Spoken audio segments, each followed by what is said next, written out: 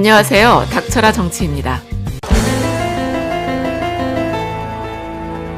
지난 12일 일본의 아소다로 부총리 겸 재무상이 일본의 한 월간지와의 인터뷰를 하면서 아직 상황 파악이 안 된 듯 심각한 발언을 날렸죠.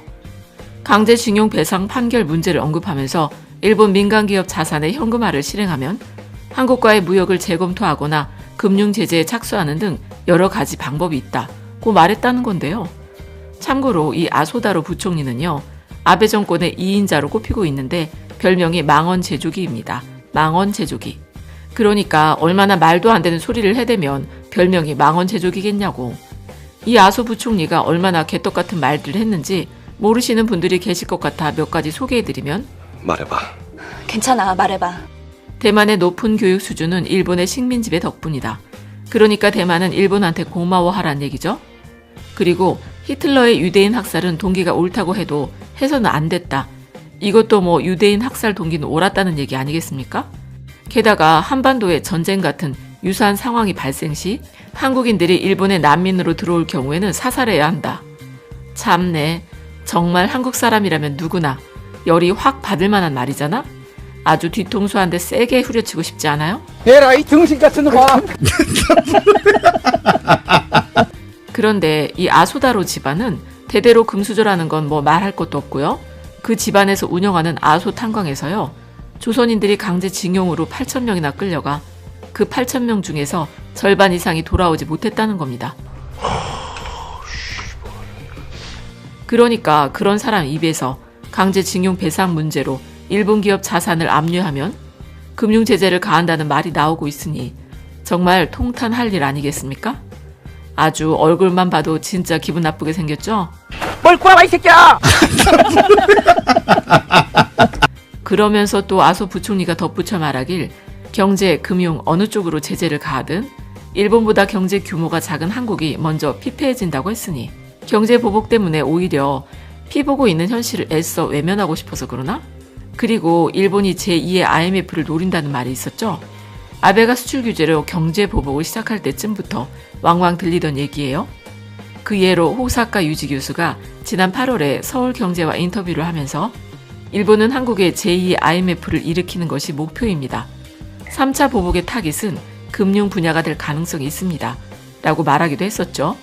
그러니까 이 싸가지 없는 아소다로의 말은요, 호사카 유지 교수가 얘기한 조언을 풀어서 설명을 하자면 많이들 아시는 것처럼 일본은 국가 채무나 확대 재정 등을 이유로 오랜 기간 제로금리를 시행하고 있잖아. 그래서 우리나라 제2금융권이랑 사채 시장에 이자 좀 벌어가겠다고 일본 자금이 많이 들어오게 된 거죠. 그리고 국제적으로 봤을 때 우리나라 기업이 신용장을 발행하거나 할 때에는 원하는 기축통화가 아니기 때문에 일본 은행들이 보증을 서는 경우가 많았다고 하고요. 그러니까 아소다로의 말은요, 우리나라에 들어와 있는 일본의 금융 자산을 회수하든지 아니면 일본 은행에서 서주던 신용 보증 업무를 더 이상 안 해준다는 식으로 우리나라에 경제적인 타격을 줄 수 있단 말이죠. 그렇게 해서 실제로 지난 97년도에 있었던 IMF 사태가 일어나기 직전에 일본에서 갑자기 외화를 회수해가는 바람에 IMF라는 방아쇠가 당겨졌다고 보는 사람들이 많은 것 아니겠습니까?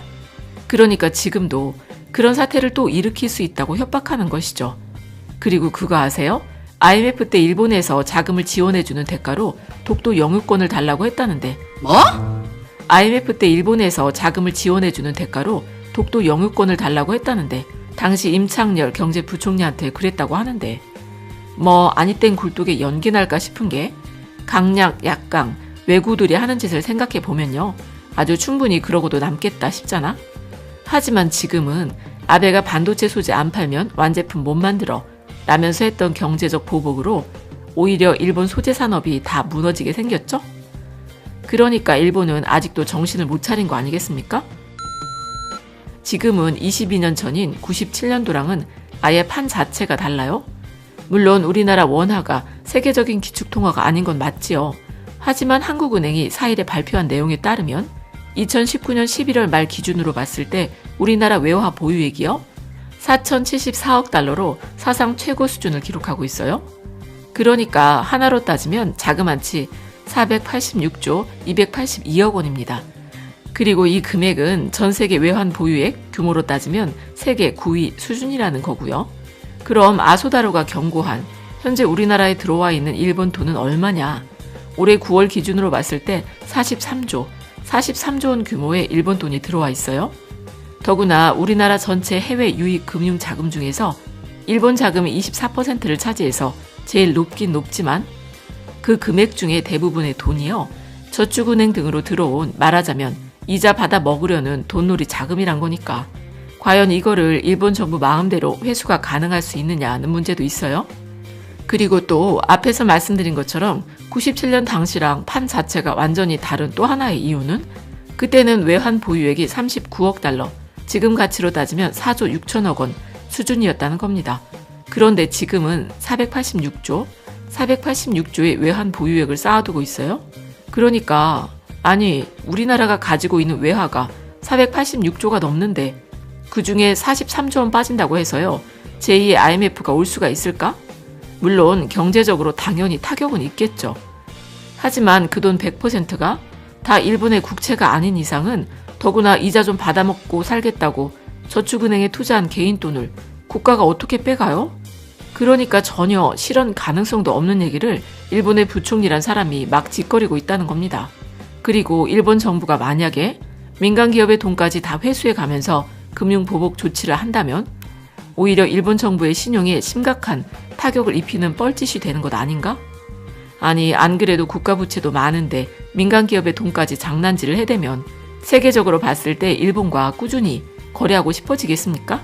지금도 아세안 쪽에선 일본보다 우리 한국을 더 선호하고 있는 시기에 그러니까 아소 부총리란 사람은 평소에 정신줄 놓고 사는 것처럼 여기자한테 가슴 한번 만져봐도 되냐는 식으로 정말 내가 제대로 들은 게 맞나? 싶은 얘기를 막 해대는 거잖아. 그래 놓고는 또 진짜로 만진 것도 아닌데 그게 왜 성희롱이냐고 그랬냐는 거 아닙니까? 뭘 보나? 멸치 조태가리처럼 생겨가지고. 정말 이런 수준이라고 한다면 완전 제정신이 아니라는 것이죠. 그런데 또 아소다로 부총리는 아베랑 또 아주 짝짝꿍이 잘 맞아. 둘 사이에 엄청난 공통점이 있다면 헌법을 미치도록 고치고 싶어 한다는 점인데요. 아니 벚꽃 스캔들로 지지율이 뚝뚝 떨어져 연임이 될까 말까 하고 있는 아베가 임시국회 폐회 때 기자회견에서요. 반드시 개헌을 자기 손으로 완수하고 싶다. 이런 말을 했었죠. 그런데 아소다로는 헌법에 대해서도 이런 말을 또 했어요.